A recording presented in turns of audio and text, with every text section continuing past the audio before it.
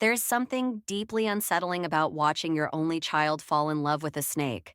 I've spent 30 years in nursing, seen enough manipulators to last several lifetimes, and Emma Reed has all the classic signs. Mom, you're going to love her, Lucas says, straightening the tablecloth for the fifth time. My son, brilliant with computers but blind when it comes to people's true nature. Just, maybe don't mention the nursing stories. Emma's dad is kind of a big deal in tech. I bite my tongue and adjust the centerpiece instead of saying what I really think. The dining room in my modest home has never felt smaller. Every surface scrubbed to a shine for this precious first meeting with the future daughter-in-law. The one Lucas can't stop gushing about. The doorbell chimes. Lucas practically trips over himself getting to the door. I hear her voice before I see her. Honey sweet, practiced, perfect. Lucas, darling. A pause, then footsteps. Emma glides into my dining room like she's entering a five-star restaurant, not a retired nurse's home. Designer dress, manicured smile, eyes that scan everything and everyone for weaknesses. Mrs. Johnson, what a pleasure to finally meet you. Her handshake is precise, calculated. Lucas has told me so much about you. Please call me Camille. The words taste like vinegar in my mouth. We settle around the table, and Emma's questions start immediately. Each one sounds innocent enough, but there's a razor edge underneath. So, Camille, what made you choose nursing over becoming a doctor? I wanted to work directly with patients. I serve the pot roast I spent hours preparing. There's something special about being there for people at their most vulnerable moments. How noble. The slight pause before noble might as well be a slap. Daddy always says the real decisions happen in the boardroom, not the trenches. But I suppose someone has to do the hands-on work. Lucas beams, completely missing the insult. Emma's father is amazing, Mom. He built Reed Technologies from nothing. They're revolutionizing medical software. Is that right? I take a slow sip of wine. I'd love to hear about your background, Emma. Where did you grow up? A flicker of something. Tension? Crosses her perfect features. Oh, here and there. Daddy's success meant we moved around quite a bit. She redirects smoothly. This house must hold so many memories for you and Lucas. How long have you lived here? Since Lucas was born, 28 years of memories in these walls. How quaint. Emma's smile doesn't reach her eyes. Though I imagine it must be getting a bit cramped.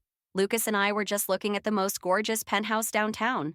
The views are simply to die for. The conversation continues like this, each exchange a carefully choreographed dance of subtle digs and veiled condescension. I watch Emma work her magic on my son, touching his arm, laughing at all the right moments, while systematically dismantling everything about my life and choices. By dessert, I'm certain of two things. Emma Reed is the most dangerous person who's ever sat at my table, and she views me as an obstacle to be removed. Before you go, I say as they're leaving, I'd love to have you both over again next week. I could show Emma some of Lucas's baby photos. Oh, that's so sweet, Emma coos. But we're actually booked solid with wedding preparations. Maybe another time?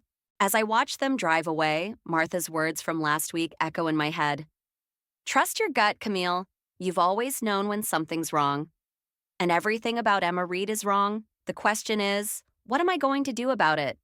Martha's coffee shop feels like sanctuary after 3 weeks of wedding planning hell. She slides a steaming mug across the counter, her eyes sharp with concern. You look like you've been through war. Close enough. I wrap my hands around the warmth. Yesterday, Emma accidentally scheduled the cake tasting during my volunteer shift at the hospital. When I couldn't make it, she chose the flavor Lucas is allergic to. Said she forgot about his strawberry allergy. The same allergy you mentioned at dinner last week, Martha's eyebrow arches. Convenient forgetting. Oh, it gets better. I pull out my phone, showing her the wedding invitation proof Emma texted this morning. Notice anything missing? Martha squints. Where's your name? The mother of the groom isn't even listed? Apparently, it's a modern format that focuses on the couple's new beginning. The bitterness rises in my throat like acid. When I pointed out the tradition of including parents, Emma said maybe I'm just too old-fashioned to understand contemporary weddings.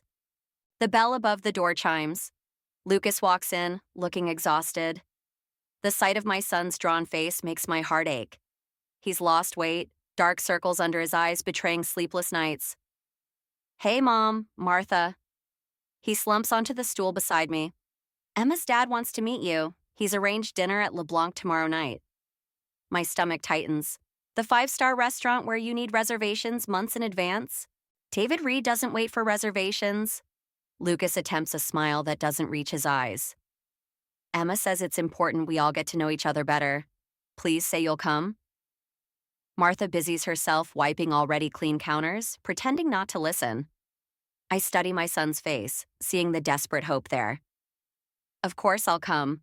The next evening, I arrive at LeBlanc exactly on time, wearing my best dress, the one I bought for Lucas's college graduation. Emma and her father are already seated, both in clothes that probably cost more than my monthly pension. David Reed rises, all practiced charm and perfect teeth. Mrs. Johnson, what a pleasure. His handshake is firm, controlling. Emma tells me you were in nursing? Head nurse at Memorial for 25 years. I meet his gaze steadily. Admirable. He gestures to the chair. Though I imagine it must be difficult living on a nurse's pension these days, especially in this economy. Emma interjects before I can respond. Daddy's company is revolutionizing hospital systems. Their new software will probably replace most nursing administrative duties within 5 years. How fascinating. I take a deliberate sip of water. Though I suppose software can't hold a dying patient's hand or notice when medication interactions don't show up in the charts. Lucas arrives, apologizing for being late.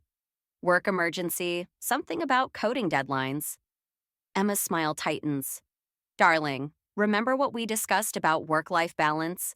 Daddy's offering you that position for a reason. Position?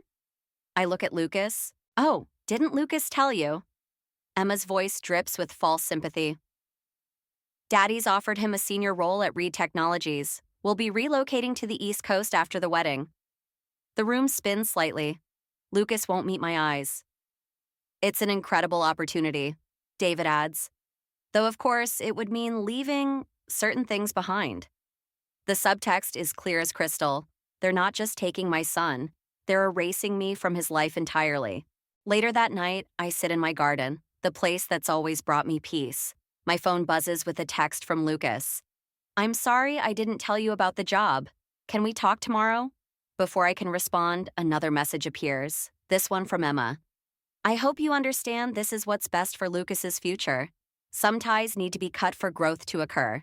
I stare at the screen, something cold and determined settling in my chest. They want to cut ties? Fine.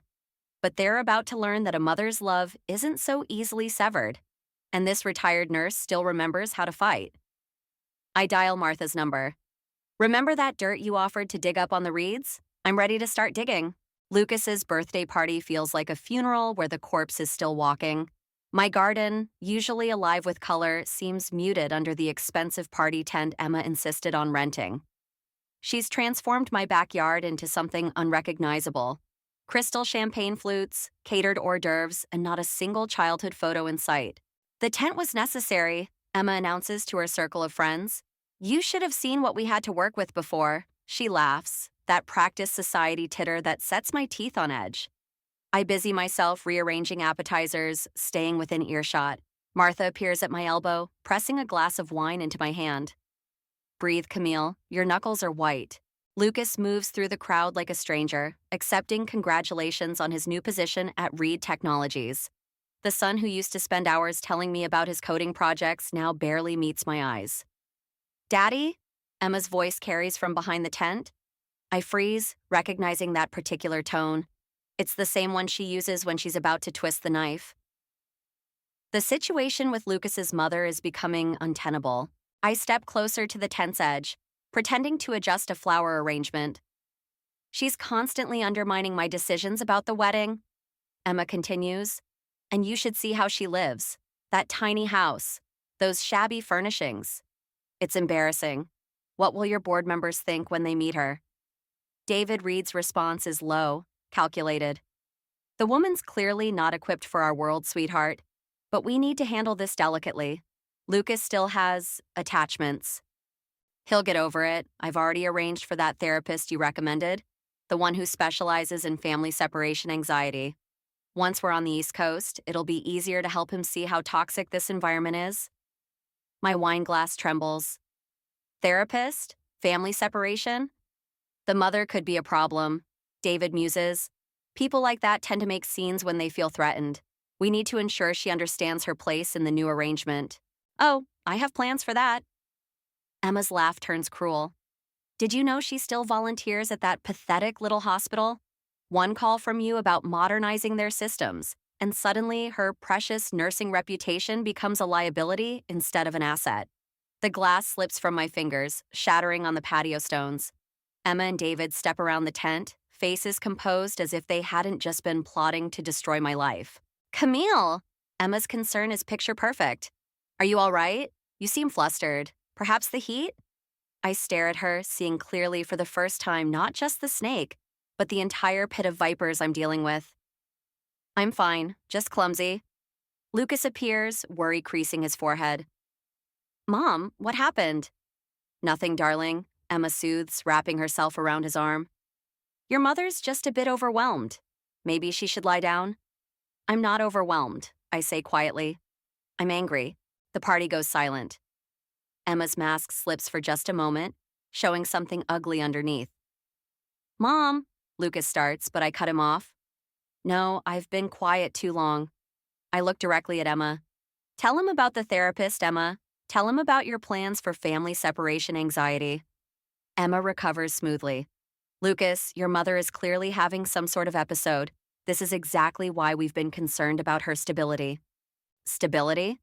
I laugh, and it sounds foreign even to my ears. That's rich coming from someone who's been systematically trying to erase me from my son's life. Perhaps we should continue this discussion privately, David interjects, his voice carrying a warning. Why? I turn to the gathered guests. Isn't this what you wanted? A scene? Something to prove how toxic I am? Lucas stands frozen between us, his face a map of confusion and pain. Emma clutches his arm tighter, tears welling in her perfectly made-up eyes. Lucas, please. You know how much I love you. Your mother is she's just... Careful, I say softly. Choose your next words very carefully. The party dissolves into awkward murmurs and hasty departures. As people file out, I catch Martha's eye. She nods slightly. Her phone was recording everything. The war has begun, and I'm done playing defense. 3 days after the birthday disaster, Emma's sleek Mercedes pulls into my driveway. I watch through the kitchen window as she checks her lipstick in the rearview mirror, rehearsing expressions like an actress before a performance. The doorbell chimes. I take my time answering, letting the late afternoon sun cast long shadows across my living room. When I open the door, Emma's holding a designer gift bag, her smile brittle as thin ice. Camille. She steps inside without waiting for an invitation. I brought peace offerings. We need to talk. I follow her to the kitchen, where she's already making herself at home, pulling out an expensive bottle of wine and what looks like a checkbook from her bag. I assume Lucas doesn't know you're here. Lucas is dealing with enough right now. She uncorks the wine with practiced ease. That little scene at his party really upset him. The scene where I caught you plotting to separate me from my son. Emma pours 2 glasses, sliding one toward me. You misunderstood what you heard. Daddy and I were simply discussing ways to help Lucas transition into his new position. The East Coast opportunity is incredible. Surely you want what's best for him. What I want, I say carefully, is for my son to be happy. Exactly. Emma's smile widens as she opens her checkbook. Which is why I'm here. Let's discuss how we can make this situation work for everyone. The pen scratches against paper. She slides the check across my counter. The amount makes my throat tight. Consider it a retirement bonus, she says smoothly. Enough to travel, maybe buy that condo in Florida you mentioned wanting. All you have to do is step back, let Lucas move forward without complications. My hand shakes as I pick up the check. You're trying to buy me off? I'm offering you freedom, Camille, a chance to live comfortably without holding Lucas back. She leans forward, voice honeyed with false concern. We both know your little house, your volunteer work. It all reminds him of a life he's outgrowing. Don't you want him to reach his full potential? I reach for my phone in my pocket, making sure it's recording. And if I refuse, Emma's mask slips just slightly. Then things become unpleasant. Daddy's company is acquiring the hospital where you volunteer. Budget cuts are coming. It would be a shame if your former colleagues suffered because of your stubbornness. You'd hurt innocent people to get your way? Collateral damage happens in business. She shrugs. But it doesn't have to be that way. Take the money. Everyone wins. I look down at the check again, then reach for my wine glass. In one smooth motion, I pour it over the check, watching red seep through the paper. Get out of my house, Emma's face contorts. You stupid woman, you have no idea what you're up against. By the time I'm done, Lucas won't even remember your name. Maybe. I pull out my phone, stopping the recording. But right now, you're the one who doesn't know what she's up against. For the first time, I see real fear flash across Emma's perfect features. She grabs her bag, mask completely shattered. You recorded me? You can't. I can, I did, and unlike you, I know exactly what I'm fighting for. After she leaves, I sit in my garden, playing the recording over and over. My hands won't stop shaking. Martha answers on the first ring. She took the bait, I say. Offered me money to disappear, threatened the hospital. Jesus, Camille, what are you gonna do? I watch the sun set over my roses, thinking of Lucas as a little boy, planting them with me, thinking of all the moments Emma wants to erase. I'm going to fight, but I need your help finding something first. What are we looking for? Emma's past. The real one, not the polished version she shows everyone. Nobody becomes this calculating overnight. I'll make some calls, Martha says. But Camille, be careful. People like that, when they're cornered, they get dangerous. I touch the rose thorns, feeling their sharp promise. Good. So do I. Martha's contact at the county records office comes through at midnight. The email contains a single photograph. Emma Reed's original birth certificate. Not Emma Reed at all, but Emily Reeves, born to a waitress in a small Midwest town.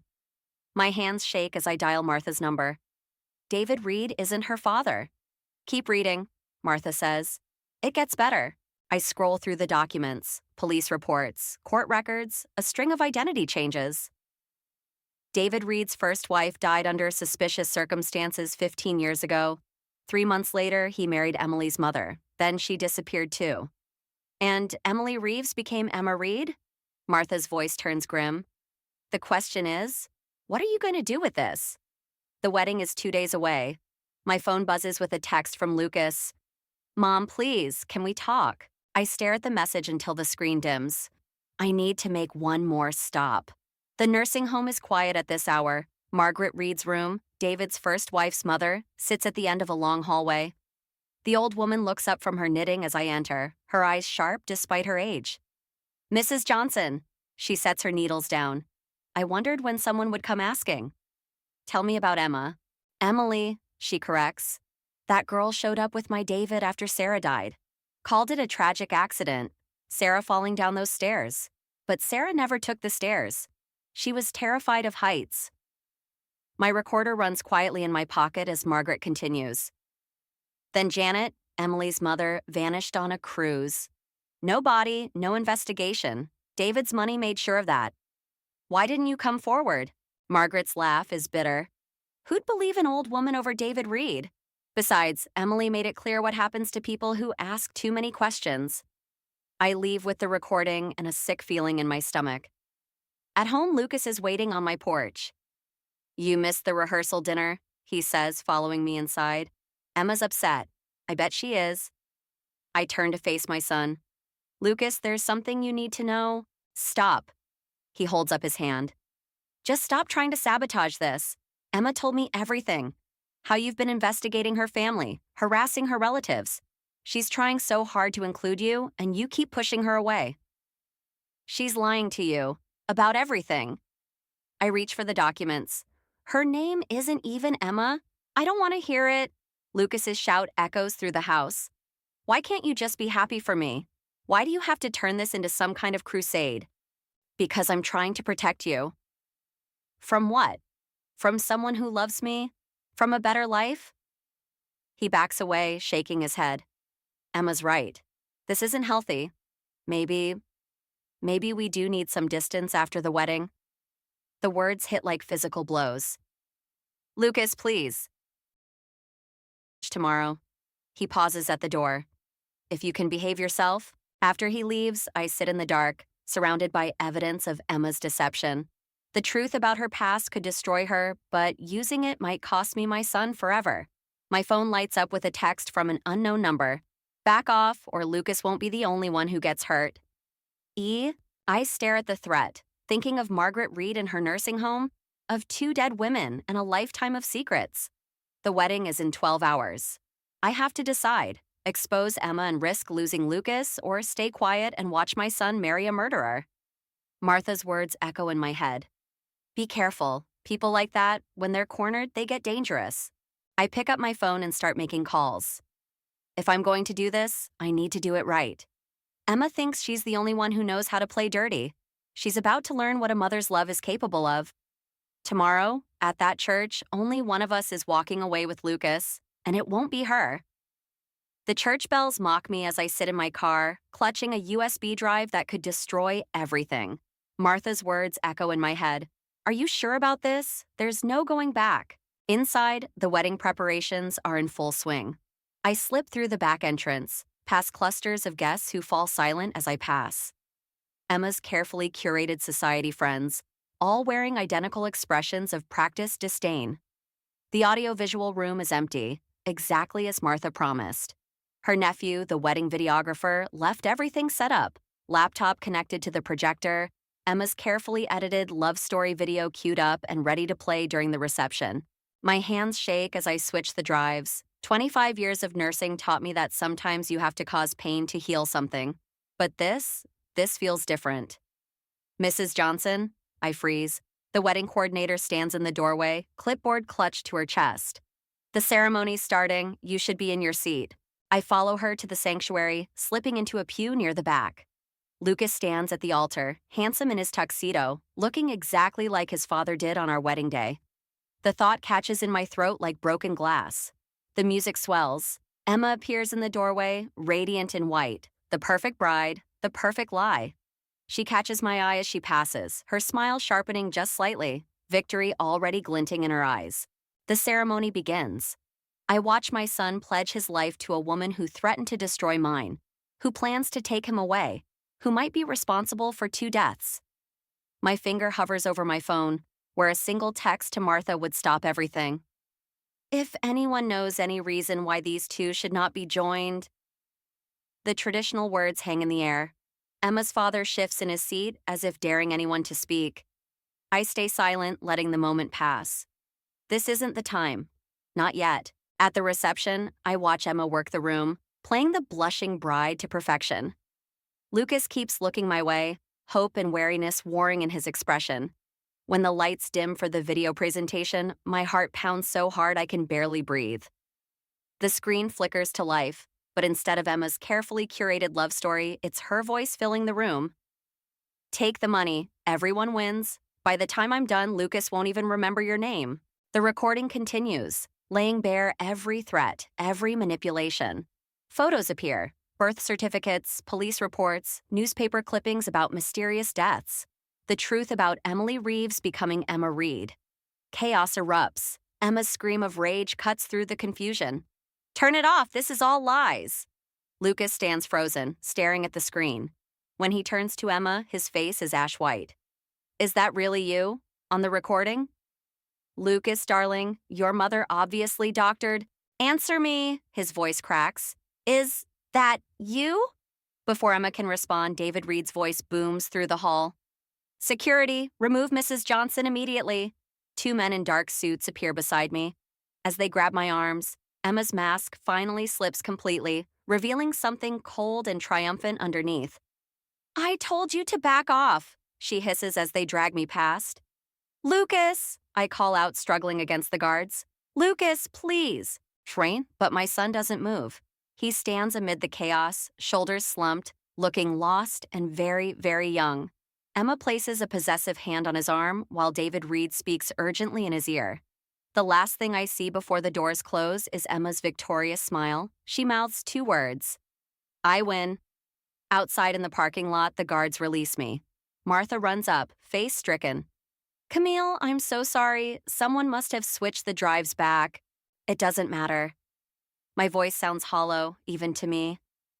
He didn't believe it, any of it.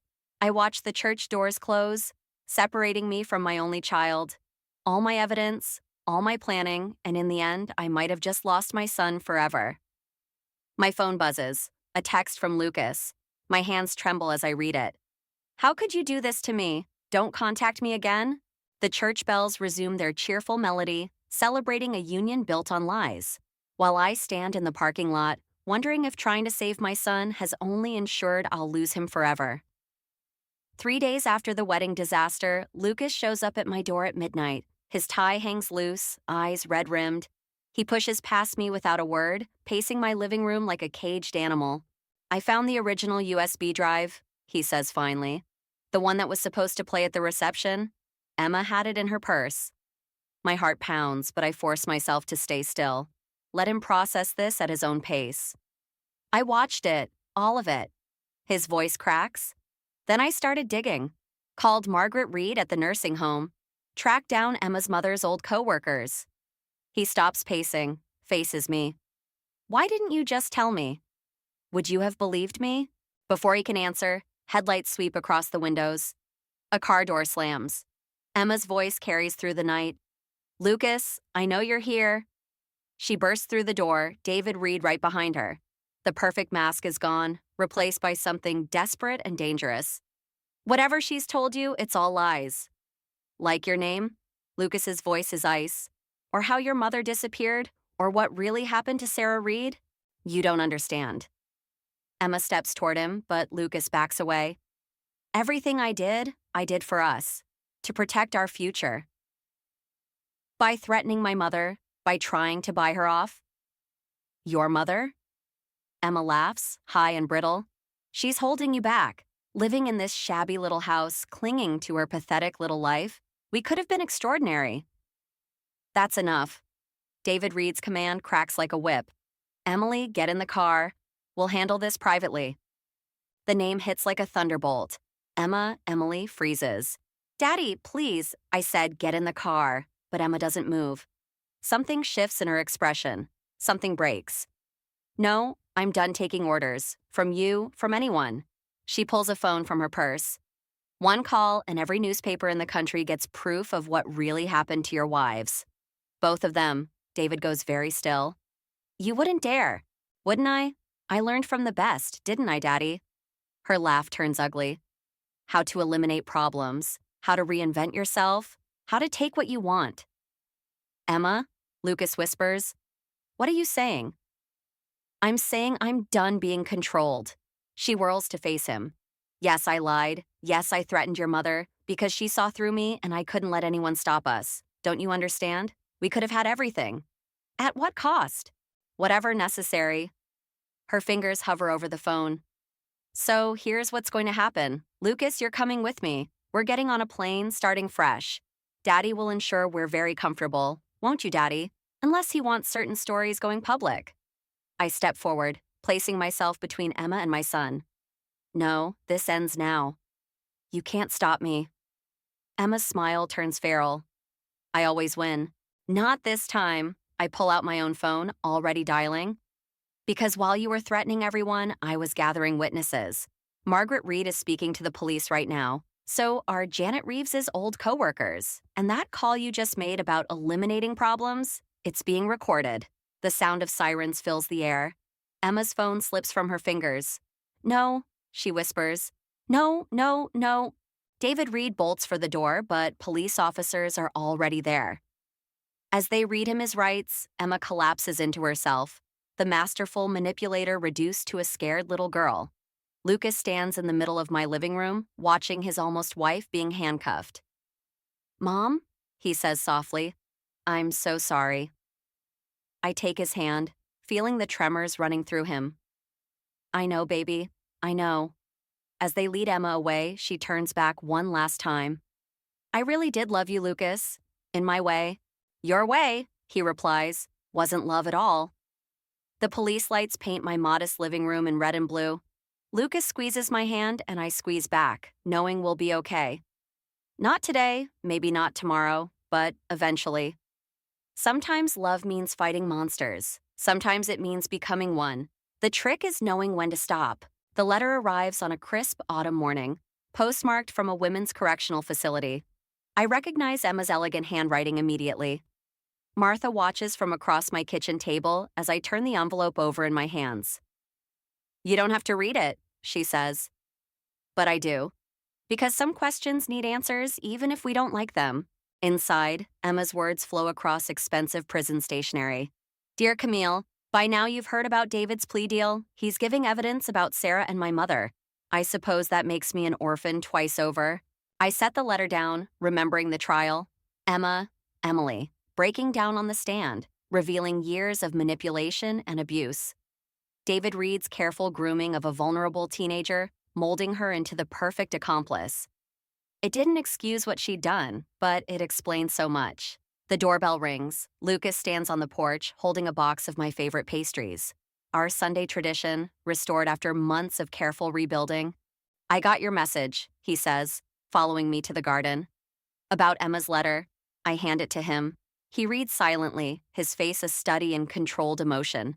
When he finishes, he looks at the roses we replanted together, the garden we've brought back to life.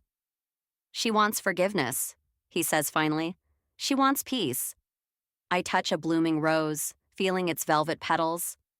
Don't we all? Do you think she deserves it? The question hangs between us like smoke.